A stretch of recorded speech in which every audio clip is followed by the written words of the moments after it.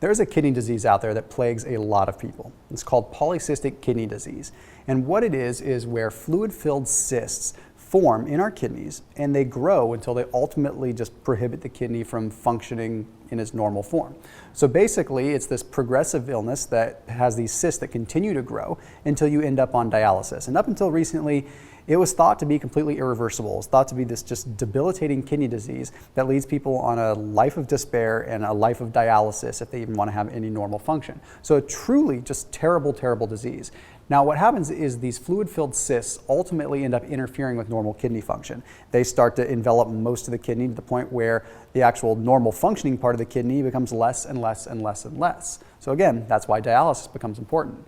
But when we start understanding what's happening there and we start looking at some modern science, we realize that there could be a way around it. So we're going to discuss it in a little bit more detail and understand how the ketogenic diet affects polycystic kidney disease. I'm Thomas DeLauer with Keto-Mojo. Let's go ahead and let's dive into the science. You see, during normal filtration of the kidneys, what happens is waste concentrates into these crystals, and these crystals ultimately end up getting excreted out through the kidneys, basically through what are called tubules. This is a totally normal thing. We always are going to have some waste byproduct.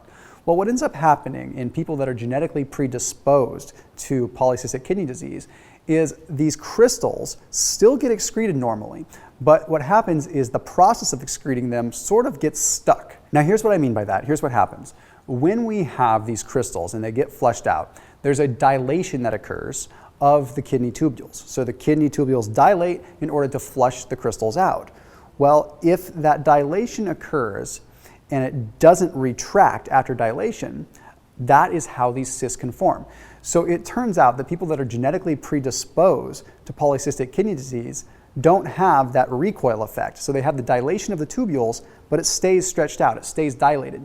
This causes sort of an overshooting of fluid, an overshooting in general that causes a cyst to form. So you think you have the tubule opening up and dilating where it's triggering more fluid. Well, it triggers a cyst to form that is full of fluid. And in time, it grows and grows and grows. Now, obviously, this is a problem, but when we start looking at the science and we look at a study that was published in the journal Cell Metabolism, we start understanding things a little bit better. We start understanding that there could be a fix. You see, up until this study, we really thought that fasting was the only way to improve PKD.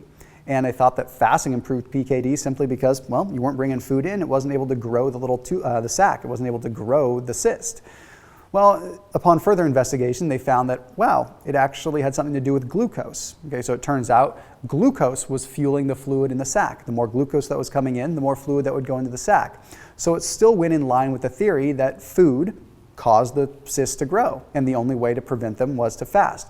However, in the same study, they found that oral administration of beta-hydroxybutyrate, the primary ketone body, inhibited the growth of the cysts. In fact, it actually made them smaller. In fact, after just 5 weeks of oral administration of beta-hydroxybutyrate, these sacs had shrunk down in size so much that they were indistinguishable from regular kidney cells. Okay, so the proof here is that these little sacs that form in the kidneys, are metabolically inflexible. They can only grow and thrive on glucose. So if we make ketones the primary fuel source, then these little suckers can't live with it. They can't be fueled off of ketones. They can't grow off of ketones to the point where they eventually just wither away and just go back to normal. Now, if you're genetically predisposed to this, that means when you do go off of the ketogenic diet, you could be at risk for them again.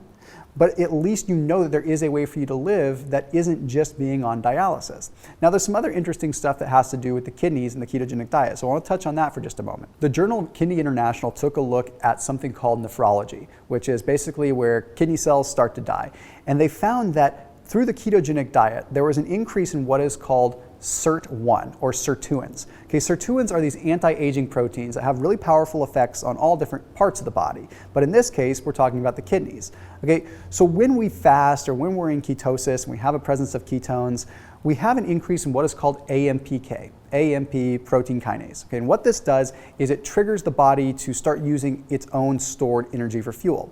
Now, this is all great and it's great for fat loss and all, but in that process, AMPK also triggers a bunch of anti-aging processes as well, and SIRT1 being one of them. Now what SIRT1 does is it turns off these genes that promote aging. You see, whenever cells or anything like that are under stress, acetyl groups get added to proteins. And I know this is complex, but I'll make some sense of it. Basically, these acetyl groups get added to proteins as a response to stress. These acetyl groups trigger an aging process. They sort of get tagged.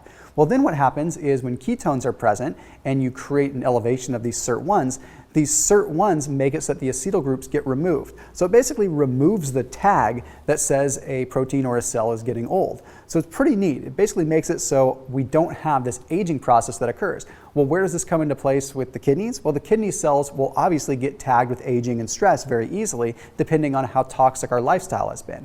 So we have sort of a double whammy positive effect here. The ketones not only can reduce the risk of disease and make it so our kidneys live longer, but they can also potentially reverse polycystic kidney disease. Now, this is just the tip of the iceberg when it comes down to the research behind ketones and the kidneys. And it all comes down to keeping elevated levels of ketones. And when it comes down to keeping your ketones high, the only true way that you can know is by measuring. And that's exactly where the Keto-Mojo meter comes in. So make sure that you're constantly testing and making sure that you're constantly where you want to be, because we are all different. We all have our own bioindividuality, which shows that one person might have different ketone levels than another person eating the exact same diet. So you need to find what works for you so that you can control any disease states, but also make yourself as healthy and happy as possible. As always, leave the guesswork out of the equation, leave that measuring to the meter, and I'll see you in the next Keto-Mojo vid.